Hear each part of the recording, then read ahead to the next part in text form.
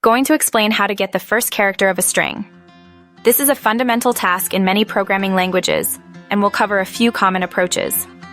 Remember, a string is simply a sequence of characters. Getting the first character means accessing the character at the very beginning of that sequence. Using string indexing, most languages. Most programming languages like Python, JavaScript, Java, C++, C#, and many others use zero-based indexing for strings. This means the first character is located at index 0. So to access it, you simply use the index 0 after your string variable. For example, in Python, if you have a string myString equals hello, then myString0 will give you h. In JavaScript, it's the same. Let myString is fed as hello. MyString is also returns h. Java, C++, C#, and many others follow a similar pattern, though the syntax might have slight variations. For instance, in Java, you'd use myString.char at 0. 2. Using substring functions, more flexible. Many languages also provide substring functions. These functions let you extract a portion of a string, specifying a starting and ending index. To get just the first character, you specify the starting index as 0 and the ending index as 1. For example, in Python, myStringIt would also return h.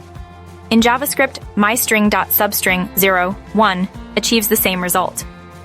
This method is more flexible because you can use it to extract more than just the first character. 3. Handling empty strings. It's crucial to consider what happens when your string is empty. Attempting to access the array of an empty string will generally result in an error, an index error in Python, for example. To prevent this, it's good practice to check the length of your string before trying to access its first character. For instance, in Python, you might write, if len myString 0, first char equals myString 2. This ensures the code only tries to access the first character if the string is not empty. Similar checks can be implemented in other languages using their respective length functions, like length in JavaScript or length in Java. 4. Character at position 0. Remember, the position or index of the first character in a string is always 0. This is a universal convention that you'll see across various programming languages. It might seem counterintuitive initially since we naturally count starting from 1, but it's a fundamental aspect of how strings and arrays are handled in many programming contexts. Mastering this will make string manipulation significantly easier. 5.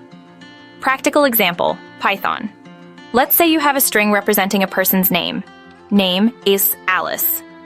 To obtain the first letter A, you would employ the index method, first letter equals name. You can then use this first letter variable in your program as needed, for instance to display it, use it as part of a file name, or include it in another string.